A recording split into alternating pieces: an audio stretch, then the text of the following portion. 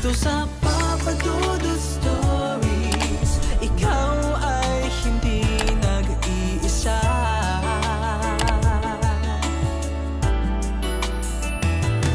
Dito sa Papa Dudut Stories, may nagmamahal sa'yo. Papa Dudut Stories. Papa Dudut Papa Dudut. Sa lahat po ng mga nakatutok ngayon, huwag pong kalimutan mag-like, mag-share at mag-subscribe. Maraming salamat po sa inyong lahat.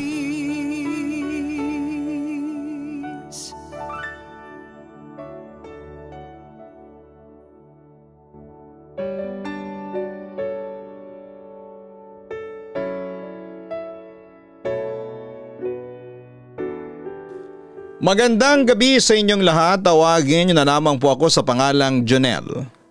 Nakatira dito sa Payatas, Quezon City. Mahigit 20 taon na akong driver. Una ay driver ako ng isang taxi, ngunit kinalauna ay naging tsoper naman ako ng UV Express.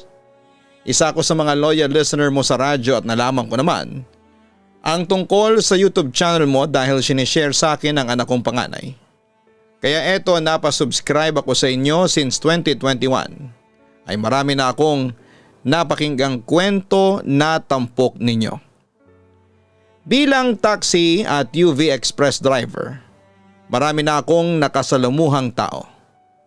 May mga mababait, may madaldal, may masusungit, may balasubas at marami pang iba.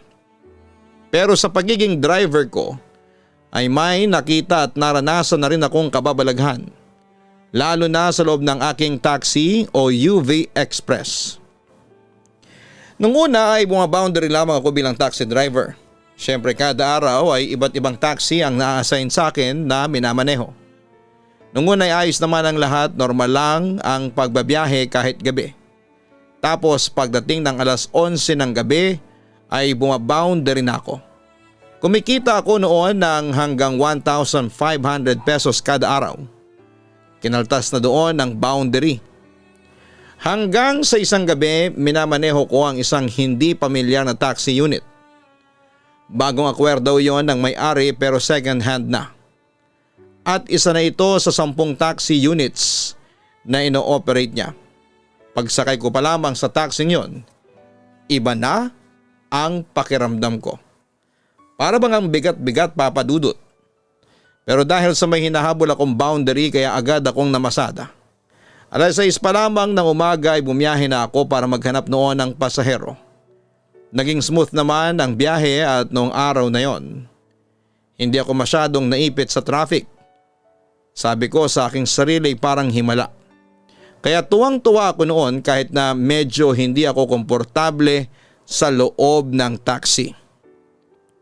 Inisip ko na lamang nalilipas din ang araw at ang importante ay kumita ako ng pera para sa aking pamilya. Hanggang sa sumapit na ang gabi, dito na naging nakakakilabot ang kaganapan. Madaling araw na noon at baboundary na ako noon nang may sumakay na pasahero sa akin. At dahil malapit lamang ito ay sinakay ko na siya, total ay dagdag kita rin naman yon. Sumakay ang pasahero sa harapan. Mukhang nagmamadali pa ang pasahero at sinabihan pa niya ako na doon ako dumaan sa may diversion road para walang traffic. May punto naman ang pasahero dahil walang masyadong dumadaan doon na mga sasakyan kasi madilim habang binabagtas namin ang diversion road. Bigla na lang akong nagulat nang may tumawid na bata. Agad akong pumreno sabay may kumalabog sa unahan. At para bang may tumilapon. Kinabahan ako noon, Papa Dudut, habang yung pasahero ko na umiidlip noon ay nagising dahil sa kalabog. Ano pong nangyari? Tanong sa akin ang pasahero. Ang bata, may nasagasaan yata akong bata, ang sabi ko naman sa kanya. Nanginginig akong buwaba ng taxi para tingnan ang bata. Pero kahit na hinalugog ko na ang buong lugar ay wala akong nakitang bata or dugo man lang. Wala rin akong nakita na damage sa taxi. Kaya bumalik na lamang ako sa taxi at umalis. Baka naman lasing kayo kuya, kaya akala ninyo ay may tumawid at nasagasaan kayo. Sabi pa sa akin ng pasahero. Naku, hindi po ako naglalasing kapag nagtatrabaho. Maingat po akong driver. Pagtatanggol ko naman sa aking sarili. Pero nagtataka lang ako kasi kanina talaga meron ako nakitang batang tumatawid. Tumatawa pa nga siya. Giit ko. Pero imposible naman pong may bata ng ganitong oras. Kahit palaboy hindi tumatambay dito sa diversion road kasi delikado. Sabi pa ng pasahero sa akin. Mamayang kaunti ay biglang sumigaw ang pasahero. Nang lumingon ako ay nakita kong takot na takot itong nakatingin sa akin. Bakit po bossing? Usisa ko sa pasahero. May nakita kong bata nasa likod natin. Wika nito. Nang tsinek ko ang likod sa pamamagitan ng pagtingin sa rear mirror ay wala naman akong nakita.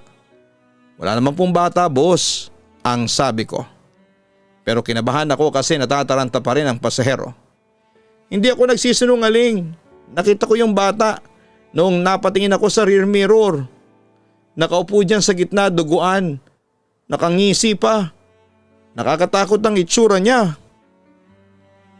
Pagkalagpas namin sa diversion road at naidala ko na ang pasahero sa kanyang destinasyon ay dali-dali itong nagbayad at nagmamadaling lumabas ng taxi ko. Nagtaka naman ako kasi 500 pesos ang inabot niya at nasa 208 pesos lang ang metro niya noon pero hindi na niya kinuha ang sukli. Lalo kong kinabahan noon Papa Dudut kasi sa puntong yon alam ko nang may mali. So bago ako dumating sa terminal namin, nagpakita din sa akin ang bata. Ito yung first time kong nakakita ng multo. Duguan ito at nakangiti sa akin Papa Dudut. Sakto sa description ng pasahero. Dahil dito ay napalabas ako ng di oras sa taxi ko sa sobrang takot. Ganon pala kapag first time kang makakakita ng multo. Sa unay hindi mo mararamdaman ang takot. Kapag nakita mo siya pero once na mawala na siya ng parang bula sa iyong paningin ay doon ka nakikilabutan at matatakot. Papa Dudut, isang araw akong hindi na masada pagkatapos noon dahil nilagnat ako. Naikwento ko rin yon sa asawa ko at doon ay may naikwento siya sa akin na maraming naaksidente doon sa diversion road na yon kasi madilim. Alam ko naman ang kwentong yon pero hindi ko talaga inaasahan. Na isang araw ay magpapakita sa akin ng isang biktima na namatay doon sa kalyeng yon. Kaya nang bumalik ako sa trabaho, ibang taxi ang kinuha ko para ipasada kasi may pakiramdam ako na malas ang taxing nakitaan ko ng multo. Lumipas ang ilang buwan at wala naman akong naramdaman o na-experience na kababalaghan so akala ko talaga tapos na ang lahat. Pero mali ako Papa Dudut. Madaling araw yon habang naghahanap ako ng pasahero, may pumara sa akin na dalawang matandang babae at lalaki na nakasuot ng lumang barong at lumang bestida. Yung mga suot nila ay parang panahon pa ng mga Kastila. Siyempre huminto ako para pasakayin yung dalawang pasahero nang hindi nagsususpecha kasi magaan naman ang ora nila at nagkwekwentuhan pa sila nang huminto ako sa harapan nila.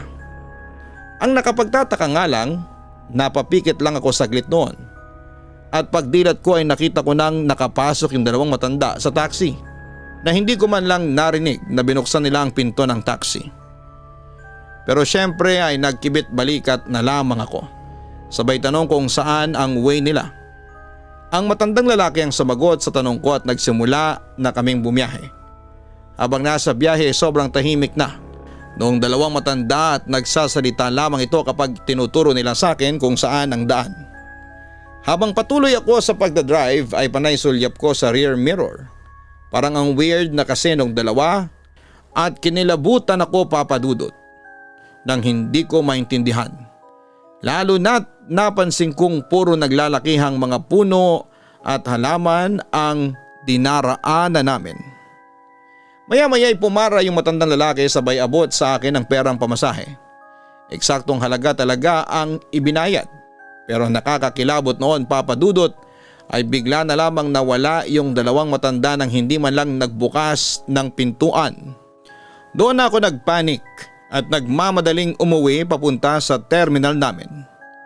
Pagdating sa terminal at nang Binibilang ko na yung kinita ko ay kapansin-pansin yung lumang pera ng gumbursa.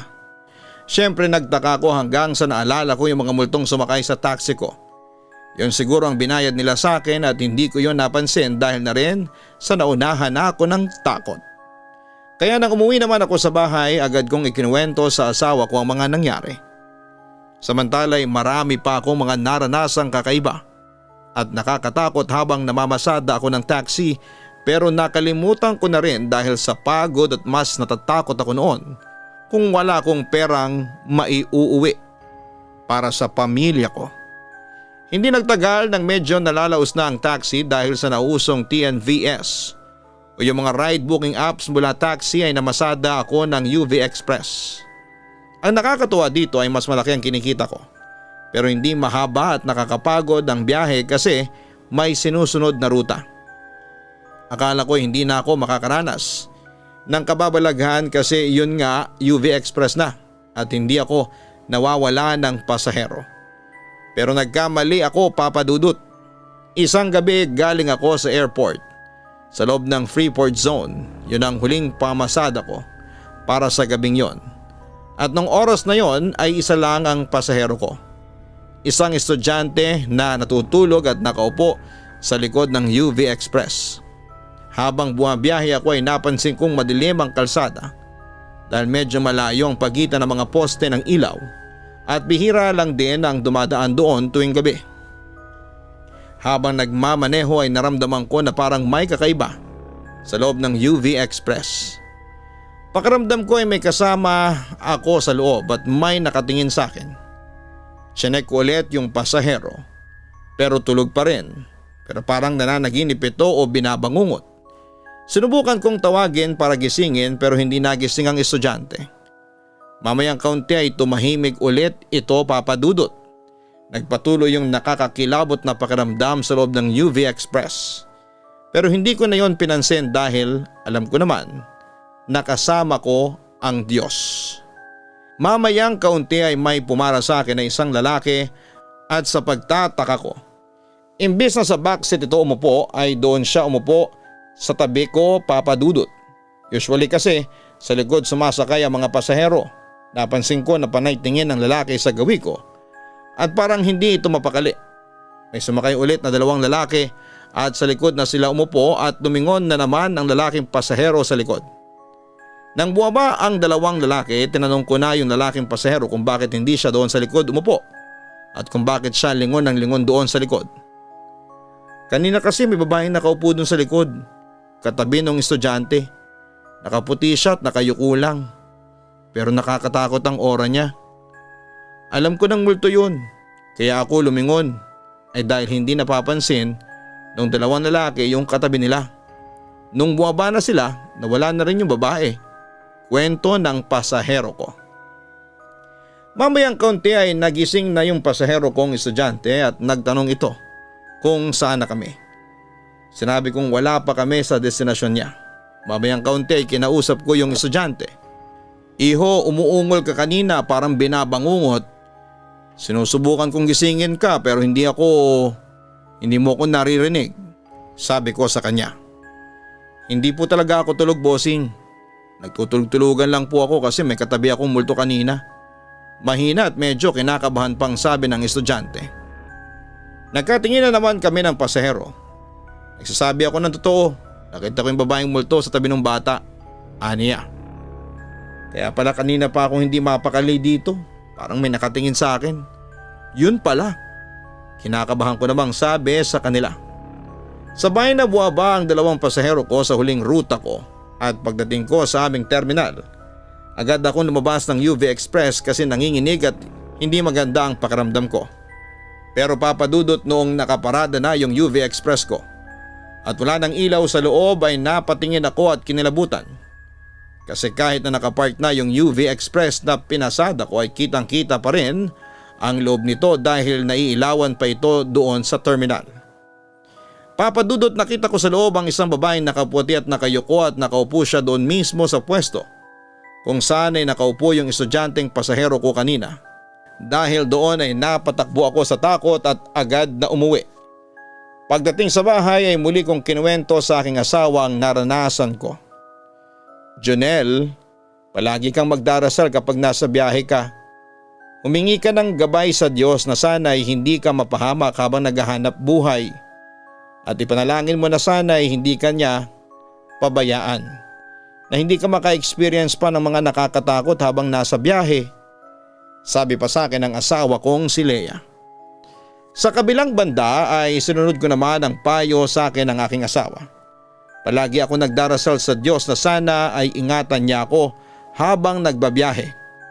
Na walang mangyayaring masama o aksidente sa akin habang nasa daan ako. At sa awa ng Diyos ay binantayan niya talaga ako at hindi niya ako nilagay sa alanganin. Samantala itong huling ikukwento ko sa inyo ay nangyari noong mag-field trip ang mga kamag-anak ko. Hindi sumama si Mrs. dahil kailangan pa niyang asikasuhin ang mga anak namin. Hindi na rin sana ako sasama. Pero nakiusap sa akin yung kapatid kong balikbayan na ipag-drive ko sila sa kanilang destinasyon sa beach at nagrenta sila ng isang UV Express sa operator ko. Siyempre ako yung driver. Nangako naman sa akin ang kapatid ko na babayaran niya ako sa gagawin kong serbisyo kaya pumayag na ako. At saka pagkakataon ko nang makipag-bonding sa mga kapatid at pinsan ko na tinuturing kong kabarkada. Everything was smooth nung una. The typical magbabarkada. Maingay, magulo at medyo mainit na din dahil siksikan kami sa sasakyan. Dahil doon ay binuksan ko na lamang yung bintana, total ay gabi naman at malamig ang hangin. Drive lang ako ng drive noon. Hindi ko na alam yung way din. One way ang nabasa kong sign. Medyo binagalang ko noon ang pagpapatakbo noon dahil sa nakasulat. Oy Jonel, bakit bumagal tayo? Tanong ng kapatid kong si Dave. One way tol, saka hindi mo ba nakikita madilim yung daanan? Sagot ko pa noon sa kanya. Ano ka ba adventure to? Tara na. Wika naman ng pinsang kong si Elijah. Kasama niya noon ang asawang si Mika. Kahit ayaw ko ay dinere-diretso ko ang pagmamaneho. Wala talagang makikita sa dinaraan na namin maliban sa mga puno. Medyo creepy ang lugar at madilim. Padilim na ng padilim. Napansin ko din na humupa na ang tawanan sa likuran ko na parang dama na rin nila kung ano bang klaseng lugar ang napasukan namin. Para nang may mali dahil malamig pero hindi naman mahangin. Tumutunog ang mga sanga at dahon ng puno at halaman pero still wala namang hangin. Bukod doon ay nagloloko na bigla ang radio ng sasakyan sa nakakatakot na paraan. Ayoko na, bumalik na tayo. Pagsuko ng isa sa amin, si Ira, ang boyish naming pinsang babae. Dahil one way, makipot ang daan at walang maikutan para makabalik. Wala akong choice kundi ang iatras ang sasakyan. Inaatras ko siya nang may kakaibang tunog kaming narinig. Para bang minabangga dahil sobrang lakas talaga ng kalabog. Agad kong sinarado ang bintana sa tabi ko at ganoon din sa part nila Dave. Tapos ay nakiramdam muna kami. Hanggang sa nagpa siya kaming buwaba para i-check. Only to find out ni walang ang bato na nakaharang sa daan. Doon ako may napansing maduming 2x2 picture na parang lumang-luma na at mukhang nasunog ang ilan sa mga bahagi. Nakakalat at tatatakpan na ng alikabok. Yak, ano yan? Panakot sa dagang bukid? Ang pangit naman yan, sabi pa ni Mika at inapak-apakan ng litrato. Nagtawanan pa kami noon dahil hindi naman ganon si Mika. Sadyang nakainom at nakakatawa lang na makitang ganon ang asawa ni Elijah. By that time ay kumalabog na naman. Pero this time sa loob na ng sasakyan nanggagaling ang malakas na tunog. May umangkas sa atin. Pumasok na sa loob ng sasakyan. Bulong ni Ira sa akin. Ano ba Ira? Ayan ka na naman sa mga ganyan mo eh. Tantanan mo na nga yan. Saway naman sa kanya ng isa ko pang kapatid na si Greg. Tinitigan pa niya ako bago na unang sumakay. Kitang-kita ko ang takot sa mga mata ng mga kasama ko. Pero kahit na ganoon ay bumalik kami sa sasakyan at naabutan namin si Ira na nag-rosaryo na. Hinayaan na lang namin kahit ang totoo ay mas nakakatakot ang ginagawa niyang yon. Tila nag-echo naman ang mga katagang yon dahil dinig naming may sumasabay sa kanya sa huling parte. Lahat kami ay natulala noon at tuluyan na ding nagpanik. "Lintik Janelle, bilisan mo!" naibulalas ni Dave sa akin. Pero kahit na anong madali ko sa pagmamaneho ay parang hindi matapos-tapos ang daan na yon pabalik. Lumakas na noon ang hangin at nagloloko na ang makina ng UV Express namin. Kasabay ng isang nakakabinging ingay, lahat kami noon ay taimtim na nanalangin ng mga oras na yon, hoping na matatapos ang kalbaryo namin ng mga sandaling yon. Alam na namin na may kung anong elemento o demonyo ang sumabit sa amin noon at kahit ako ay tahimik na ding nagdarasal noon sa takot. Nanginginig na rin ang mga kamay ko sa manibela pero hindi ko lang pinapahalata. Mamayang kaunti ay nagsimula ng gumana ng maayos ang makina ng kotse at ang radio nito. Wala nang strange noise at wala na rin nagsasalita sa amin bukod na lamang kay Ira na naririnig pa din naming nagro-rosaryo. Inatras ko pa din ang sasakyan ko noon hanggang sa nakapagtataka na may pader nang nakaharang at wala na akong maatrasan. Alam ko sa sarili kong dire-diretso lang ang daan at supposed to be ay highway na ang lalabasan namin. Pero hindi. May kung anong engkanto na yatang naglalaro sa amin at biglang nagkaroon ng pader doon. Mamayang kaunti may narinig kaming nakakatakot na ingay sa loob ng sasakyan. Napatingin kaming lahat kay Ira na narinig naming malutong na tumatawa na. Pero nang lingunin namin siya ay wala na siyang malay at dumudugo pa ang ilong niya.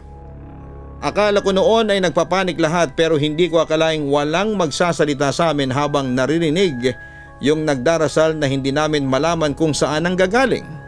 Parang lahat kami nasarado ang bibig ng mga oras na yon at nawala ng boses. Walang choice noon at dire-diretso ko na lamang ulit na minaneho ang sasakyan. Ilang oras din akong nagdadrive noon at halos 5 o 6 ata. Hindi ko na po nabilang. Tumatakbo pa din ang sasakyan na halos wala ng gas sa totoo lang. Hindi ko na kunestyon o sinasabi pa sa iba dahil magdadagdag lamang yon ng takot sa kanila. Pagkatapos ng mahabang biyahe nakita ko ang highway. Doon na nagsisigaw ang mga kasama ko. Nagmumurahan na at hindi ko madistinguish kung sadyang relief lang ba sila or what or takot pa din ba. Medyo lumuwag din ang feeling ko noon. Akala ko dahil nakalabas na kami pero talaga palang lumuwag yung sasakyan. At sa pagkakatanda ko ay siksikan kami nung una pero napakadaming space. Mamayang kaunti ay nagkamalay na ulit si Ira. Napahinga naman ako ng malalim at kinumusta siya. Pero sabi lang niya sa akin ay wala na raw yung mga kasama naming multo at elemento sa loob. At sa puntong yon ay inamin na ni Ira sa amin na meron pala siyang third eye. At nakita niya noong lumabas kami ng sasakyan ay pumasok ang 4 na elemento sa sasakyan. Mga pangit daw ang itsura nito at may sungay pa. Siyempre kinilabutan kaming lahat. Kaya sa huli hindi na tinuloy ni Dave ang outing namin at sa halip ay umuwi na lamang kami ng gabing yon. Papadudot ilan lamang ito sa mga naranasan kong kababalaghan sa taxi at UV Express. Alam ko ang iba sa inyo ay hindi maniniwala pero totoo po ang lahat. Marami pa nga akong gustong i-share sa inyo pero sa susunod na lamang na araw. At nasa inyo na lamang talaga kung maniniwala kayo o hindi. Hindi ko kayo pinipilit. Papadudot hanggang dito na lamang ang liham ko at maraming salamat at isang magandang gabi sa inyong lahat. Lubos na nagpapasalamat, Janelle. Maraming salamat Janelle sa iyong kwentong ibinahagi mo sa amin. Maraming taxi drivers and UV Express drivers na ang sumulat sa aming programa at nag-share din sila ng kanilang nakakatakot na experiences. Ang maganda sa iyo kahit ano pang nakakatakot ang iyong na-encounter ay hindi ka nakakalimot sa Panginoon.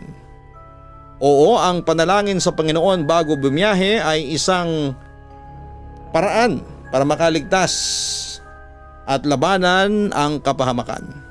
Dahil kailanman ay hindi tayo hahayaang malagay sa panganib dala ng puwersa ng kadiliman. At sa mga nagmamaneho nating mga ka-online, ugaliin nating maging responsable lalo na sa daan para maiwasan ang aksidente at pagkawala ng buhay. Maging tapat din tayo sa ating mga pasahero at siguraduhin natin ang kanilang kaligtasan habang hinahatid natin sila sa kanilang destinasyon. Kaya sa mga drivers dyan, mabuhay kayo at patuloy na makinig sa Papa Dudut Stories YouTube channel.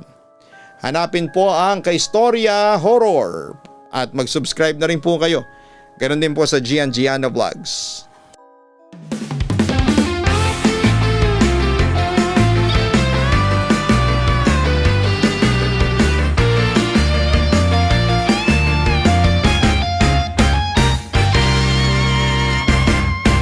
Hanap mo ba'y manok na masarap? Lechon manok na lagi niyong babalik-balikan. Let's go na magpatumpik-tumpik pa.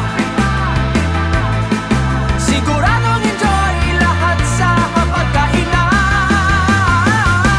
Papa Dudut, lechon manok, iba ang lasa, iba ang sarap.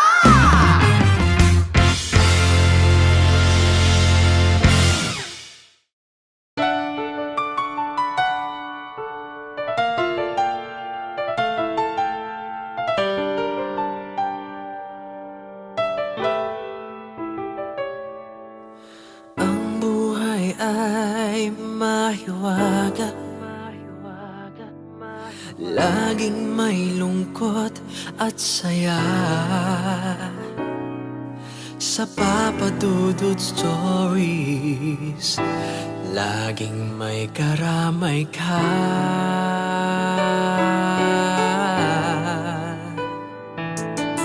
Mga problemang kaibigan,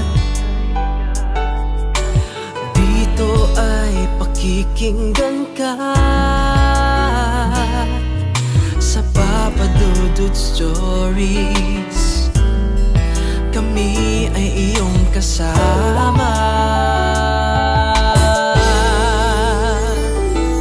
Dito sa Papa Dudut Stories, ikaw ay hindi nag-iisa.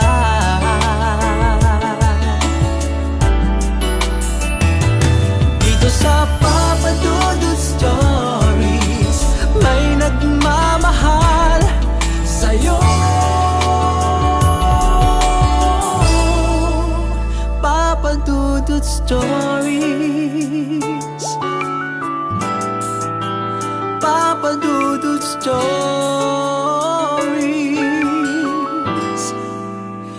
Papa Dudut Stories.